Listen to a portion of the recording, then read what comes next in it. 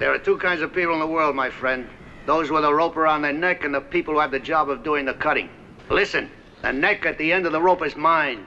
I run the risks. The Chapman Automotive Group brings to you the good, the bad, and the ugly. You may run the risks, my friend, but I do the cutting. Find an extensive selection of high-quality vehicles at Chapman Automotive Group by going to ChapmanTucson.com today. Chapman Tucson, or Chapman Automotive Group, they've got the largest new and used cars for sale online in Arizona. Visit them at ChapmanTucson.com. Ali, busy weekend. I know you've got many candidates for your good. What is your good? Yeah, I want to give a shout out to the Tucson Sugar Skulls. I mean, the way the season's turned around, the football they're playing, the fortitude, real courage that Coach Kaiser showed in making some really difficult changes mid-season. It's been a really fun season, and shout out to all the Sugar Skulls fans because it's been great crowds. We have a definite home field advantage at the Boneyard.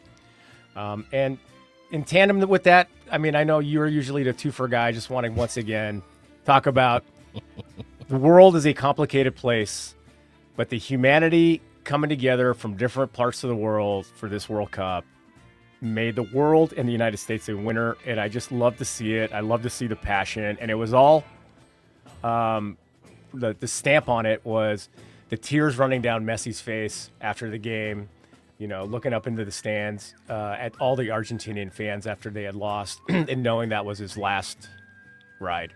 Or was it?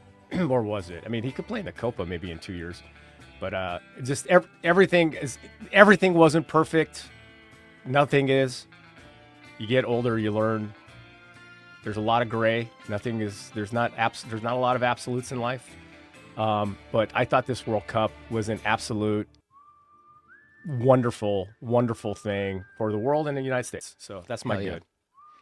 My good is a guy that's from Tucson, played in the NFL, had a great football career, and he officially hung up his cleats this past week. Levi Wallace, former Tucson High Badger. He is officially retired from the National Football League, has retired from playing football, and now he gets to start his post-playing career as a youngster. I don't even know how old Levi Wallace is. Oh, he's 31 years old.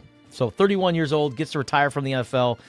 Just a great story, Levi Wallace is. I mean, this was a player who went severely under-recruited at Tucson High.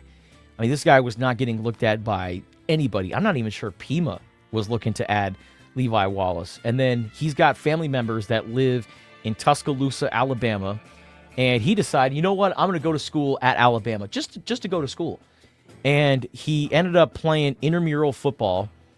And some of his buddies on his team were like, dude, you're really good. Like, you should consider, like, trying out for the Alabama football team. And he was like, nah, okay. But then he actually found out a way to get a tryout and got on the team as a walk-on. That's crazy. And not only, he got on the team as a walk-on at Alabama, which is really hard to do, right? And then he gets a scholarship and then becomes the starter and then wins 2 national championships at Alabama. But his underdog story doesn't end there, because even though he was a great cornerback for the Crimson Tide and was very productive, he still went undrafted to the NFL.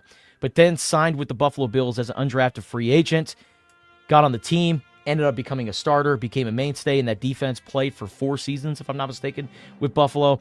Then went and played a couple seasons with Ollie's Pittsburgh Steelers, played a year for the Denver Broncos, and I think his last stint, he was on the practice squad for the Jacksonville Jaguars. But, man, to go from a guy who wasn't even getting looked at by the school literally 2 minutes down the road in the University of Arizona to go to one of the perennial powerhouses in college football, win national championships, go on to have a successful NFL career. Levi Wallace epitomizes Tucson, Arizona, and the underdog story, going from a guy that wasn't getting looked at to just a great football player. So, Levi Wallace, respect to you, man. Tip of the cap for a hell of a football career, and looking forward to seeing what life brings you in your post-playing career. And always giving back to his hometown. I mean, he's always back at Tucson High, and he imparts really wise words to those kids. I've doing seen it. Camps. Yeah, he's just a great human being. Can be very successful in life. Does he coach? Or has he coached?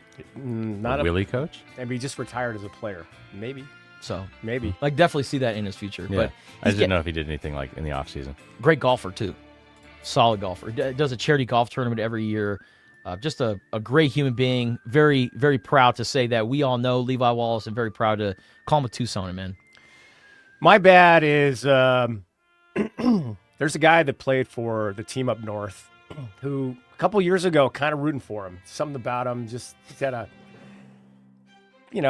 quirky personality, but plays hard. Carried that Sun Devil team on his back. Cam Scatterboot. Gap pack, baby. Yeah. And played pretty well for, I think he was a 3rd or 4th round pick of the Giants. He played pretty well for the Giants before he tore up his knee. Well, Scatterboo went to some UFC or WWE event, and he walked out, and he points at his knee. And then he does a backflip Yeah. and falls on his ass. Could have injured that knee again. And it reminded me of the line from Caddyshack, the legendary movie. Fat, drunk, and stupid is no way to go through life. Come on, dude. What are you doing? What are you doing? Yeah. So that's my bad. It's just like, dude, walk out there, point at your knee, but the training camp starts next week. Let's use a little bit of common sense. Yeah. But I don't think that dude's got any common sense. So No. Those 2 brain cells are fighting for their lives right now inside yeah, his head. they are. They are. Yeah, I mean, when you lead every run with your head, you can only hope for so much, I guess. Yeah. So there's my bad. Okay. It was at the Fanatics event that they do every year. And that same event, Tom Brady was slapping Logan Paul in a WWE-esque fashion. I'm like, come on, Tom, don't do this. What is this event? Yeah, it's like memorabilia. Sports people go there. They have speaking events and stuff like that. It's almost like a pop culture event meets sports. Almost like Comic-Con and sports come together. Huh. So, Yeah. In other words, stupid. Sounds Stupid. riveting, yeah. my bad is USC football. The Odyssey came out last week. It's a great movie. Highly recommend it. And USC football, they tried to, capitalize on the Odyssey coming out. And they said, and I quote the caption, "Our Odyssey begins on August 29th, I think it is." And, they try to do the play on the Odyssey because they are the Trojans. But they're the Trojans. And I'm like, you guys talk about being men of Troy. Y'all want to talk about what happened with Troy in the Odyssey? So you guys really want to say, our Odyssey, the Trojans lose, right? So Spoilers. Sorry. Sorry, my bad. So yeah, that's my bad is USC football. I get it. You're trying to capitalize on the opportunity, but also you're the Trojans, so it doesn't make sense. Yeah. Anyways.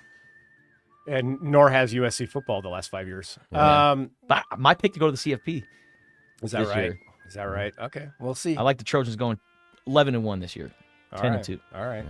I got my ugly is the Michigan Athletic Department. Michigan paid, it's good work if you can get it, $12 million to lawyers to do an internal investigation and found a number of institutional failures. The AD is stepping down at the end of the year and will not, and Michigan is a public institution and will not produce the report. Wow.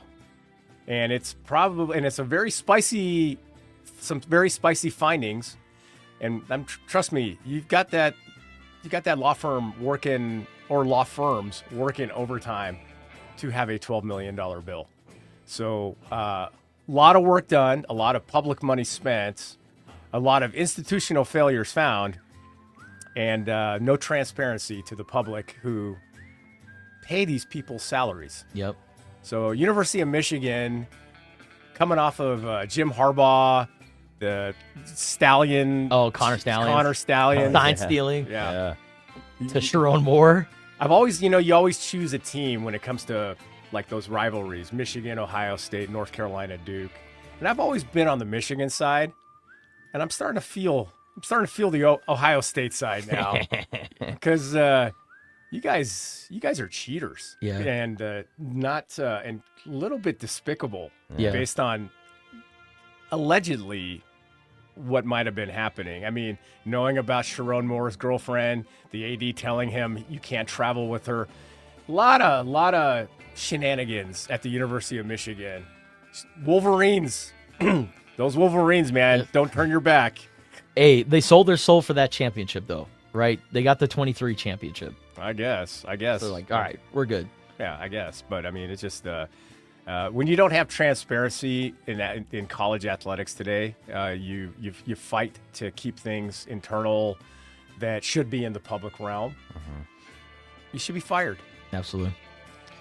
All right, my ugly is And letting him resign, letting the AD resign. This is like, you know what, man? If you think the Good Old Boy Network is a thing of the past, oh, it's alive and true, baby. All right, so my ugly comes out of Kansas City, Missouri, and this was connected to the World Cup. So a routine inspection of portable restrooms at a World Cup site in Kansas City turned into an unusual rescue after firefighters in Kansas City freed a man who had become trapped inside a portable toilet's waste tank. And this is the most Kansas City thing ever, while trying to recover a dropped Mountain Dew bottle. What? Yeah. There's so many things wrong with that. Employees with Patriot Portable Restrooms say they were preparing to remove the portable toilets when workers checked each unit to make sure no one was inside. One restroom was locked, and the occupant ignored repeated requests to come out. I mean, rightfully so. I'd be embarrassed, too. You just going to sit in there? And enjoy his Mountain Dew, Honestly, dude. at that point, I'm like, you know what? This is it. This is how it ends. I'm in the Kansas City porta potty recovering a Baja Blast bottle. Damn it. So the Kansas City... I always knew that Baja Blast would get me. You're literally up Sugar Honey Iced Tea Creek. Yeah. With no paddle. With no paddle. And the Kansas City firefighters responded to the scene, and they used cutting tools to remove portions of the plastic portable toilet so the man could be safely removed. After freeing him, firefighters rinsed him off with water from the fire trucks. And the best part about this is that you watch this video, and this dude is like being kind of testy with the firefighters, like kind of like cussing at them a little bit.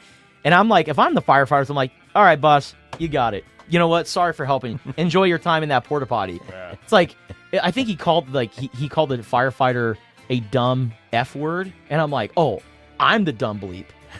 You're trapped inside of a porta potty trying to get a Mountain Dew bottle. Yeah. Hey, Dave, turn off the water. Yeah. We're good, boss. Good luck getting an Uber, dude. Yeah. But at least he's got his Mountain Dew. That's all he needed. Yeah. Yeah. Not even like a cell phone, not like an engagement ring, a Mountain Dew bottle. Yeah. That is, man, I don't think I've ever loved anything that much. There's all kinds of lunacy. I think if your wife fell down there, you'd have second thoughts. Yeah. But at the same time, I'd probably be like, what were you trying to do? Yeah. I'll go get somebody. Yeah, exactly.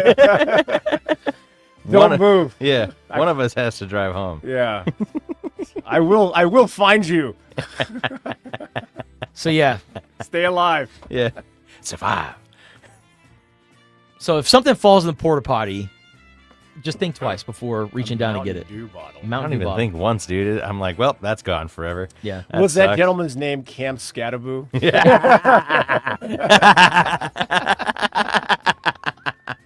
They didn't release the gentleman's name. I don't think he wants his name released for the story.